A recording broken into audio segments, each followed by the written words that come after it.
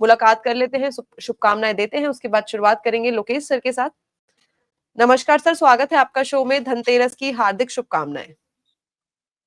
Sir एक बार mic unmute कर लीजिएगा प्लीज। जी नमस्कार कंचन जी, नमस्कार सारे दर्शकों को भी, और नमस्कार लोकेश जी को भी। आप सभी को नमस्कार जी। धनतेरस की बहुत बहुत शुभकामनाएं। संयम के साथ बाजार में बढ़ते रहे, ऐसी शुभकामनाएं रखता हूं। जी ठीक है, तो धन बरसता रहना चाहिए और बाजार में एक संयम के साथ हमें कारोबार करना चाहिए। उसी के साथ हम चलते हैं लोकेश सर के पास। लोकेश सर, कहाँ से हमारे पास मौका बनता है जहां से धन की बरसात लगातार बनी रहे? कंचन, सबसे पहला चीज ये है, तो जो संतोष जी ने भी बोल के गए, जो लास्ट उनका कहने का मैं थोड़ा सा तात्पर्य अलग से लेके चलता हूँ और सबको समझाने की कोशिश करता हूँ। लास्ट एक साल में या लास्ट अप्रैल से लेके अभी तक जो आपको मिड और स्मॉल कैप में रैली दिखा है, इसमें गधे भी चल रहे हैं, घोड़े भी चल रहे हैं, और गधे से नीचे भी कुछ है वो भी चले हैं। करेक्ट। तो आगे क्या होगा? आगे जो गधे हैं और उसके नीचे वाले जो तत्व हैं, वहां पर अगर कोई इन्वेस्टर लिया हुआ है तो वो एक हाई रिस्क की जोन में है। मैं स्टॉक के नाम में नहीं दे रहा, वो 2 रुपए का स्टॉक 20-20 रुपए हो गए हैं, कोई 10 रुपए का स्टॉक 40-40 रुपए हो गए हैं, तो उनसे बचें। पहला तो दिवाली का सबसे बड़ा पिक यही है, पहले पैसा बचा लें, तभी आप पैसा बना पाएंगे। तो ये जो मोमेंटम आ रहा है, सिर्फ मोमेंटम में मत जाइए। हम टेक्नो फंडा करते हैं, इसका मतलब ये होता है टेक्निकली स्ट्रांग है, साथ में वो फंडामेंटली ठीक ठाक होना चाहिए। एटलीस्ट बहुत अच्छा ना भी हो, ठीक ठाक होना चाहिए। ऐसा ना हो जब लोअर सर्किट मारना स्टार्ट करे तब बेचने को मौका भी ना मिले आपको, और आप हाई रेंज देखने के बाद 20 रुपए का 40 रुपए देखने के बाद वापस 5 रुपए में बेच पाए। तो संतोष जी का से जो मैं सार निकाल रहा हूँ वो ये है, जो क्वालिटी में कभी कॉम्प्रोमाइज ना करे। चाहे वो आपको 5 रुपए कमाई कम मिले, आपको क्वालिटी में कॉम्प्रोमाइज नहीं करनी है।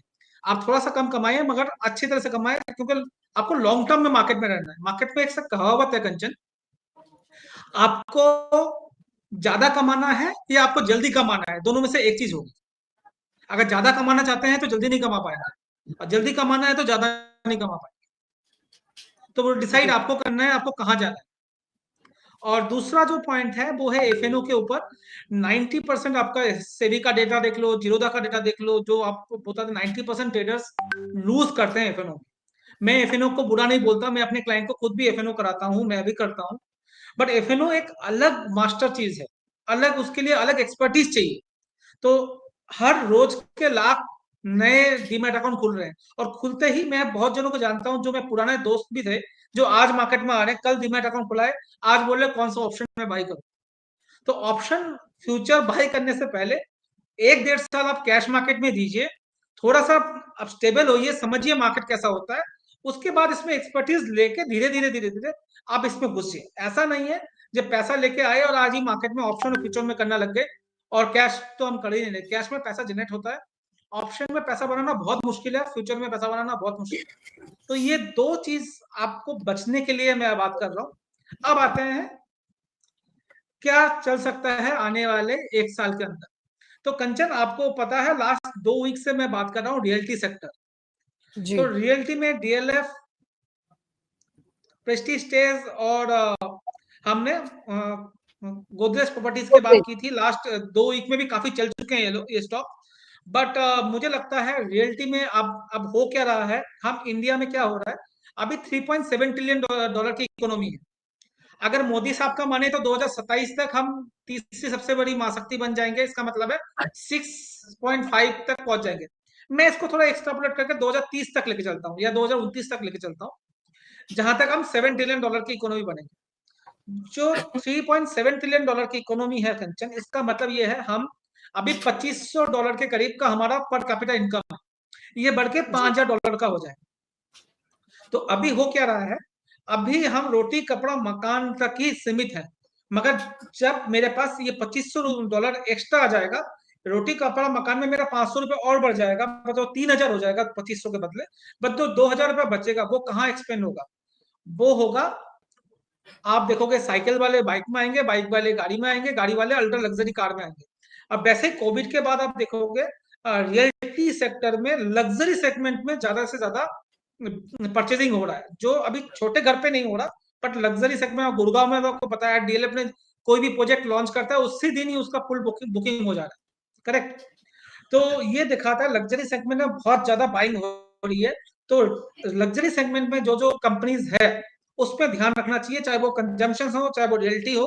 मैं अभी रियल्टी की बात कर रहा हूँ, तो इस वजह से ये 3 स्टॉक आपके नजर में होना चाहिए, डीएलएफ, प्रेस्टीज और गोदरेज प्रॉपर्टी। सब स्टॉक में आप 30 से 35% का अपसाइड लेके चल सकते हैं आने वाले टाइम में। मैं टारगेट इस तरह से दे रहा हूँ, तो 30-35% का अपसाइड आप देख लीजिए, वो आपको बहुत अच्छा रहेगा। दूसरा जो थीम है वो कंचन आपको पता है, आज के दिन पे एसआईपी हम 16,000 करोड़ के करीब हमारा हर महीने का आ रहा है, करेक्ट। और ये 2019 तक 8,000 करोड़ था, 2017 में 5,000 करोड़ था। तो ये जो 16,000 करोड़ है, आने वाले 7-8 साल में हर रोज का 16,000 करोड़ हो सकता है। अभी सिर्फ 3 या 4% लोग ही एक्चुअली में मार्केट में इन्वेस्ट करते हैं। टोटल 8-9 करोड़ का एसआईपी बुक है, मगर जो एक्चुअल में क्लाइंट बेस देखोगे, एक ही क्लाइंट के 5-5 है। तो अगर क्लाइंट बेस देखोगे 3 या 4 करोड़ है, जहां पर 140 करोड़ जनता है हम लोग, तो 50 करोड़ के करीब का फैमिलीज है। अब ये जो एफडी का प्राइस कम हो गया, 6% हो गया, आने वाले टाइम पे वापिस जब रेट कट होगा वापिस वो 3-4% में आ जाएगा।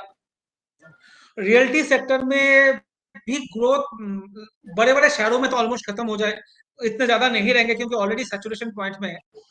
तो आप देखोगे जो दो ऑप्शन रहेगा इन्वेस्टमेंट के लिए, वो रहेगा इक्विटी मार्केट। अब धीरे धीरे लोगों को समझ में आ रहा है, ये स्पेकुलेशन जो सबके दिमाग में हुआ करता था, ये तो जुआ है, सट्टा है, वो हटके अब इन्वेस्टमेंट की तरफ दिमाग जा रहा है सबका। तो होगा क्या, इस सेक्टर में बड़ा पैसा मार्केट में आ रहा है, जैसे मैंने 16,000 करोड़, तो कौन से स्टॉक्स ज्यादा फायदे लेंगे, एक सेकंड दीजिएगा, मेरा या तो मैं 2 स्टॉक की बात करूंगा। जो एक तो स्टॉक है डुओपोली स्टॉक है सीडीएसएल, जो मैं 300 के लेवल से हमेशा बात करते हुए आ रहा हूँ। सीडीएसएल आज भी आप ले सकते हो, 1750 का लेवल अभी चल रहा है सीडीएसएल। मुझे लगता है ये 1 साल 2 साल 5 साल 10 साल, ये 5 साल के पॉइंट ऑफ व्यू से भी स्टॉक को आप धीरे धीरे ऐड करें, एक दिन में ना करें बट धीरे धीरे ऐड करें। क्यों ऐसा बोल रहा हूँ, दो ही इंडिया में लिस्टेड कंपनी, 2 ही कंपनी है, एक है सीडीएसएल, दूसरा है एनएसडीएल। सीडीएसएल के पास 73% मार्केट शेयर है, एनएसडीएल के पास 27% मार्केट शेयर है। जितने भी कंपनी लिस्टेड होंगी, अभी 4,000 है, आने वाले 7-8 साल में ये 8,000 कंपनीज हो जाएंगी जो लिस्टेड ट्रेडिंग वाली कंपनी हो जाएगी। तो उन सबके शेयर सीडीएसएल या एनएसडीएल के पास होगा। बाकी अनलिस्टेड कंपनीज के शेयर्स भी इसमें आ रहे हैं।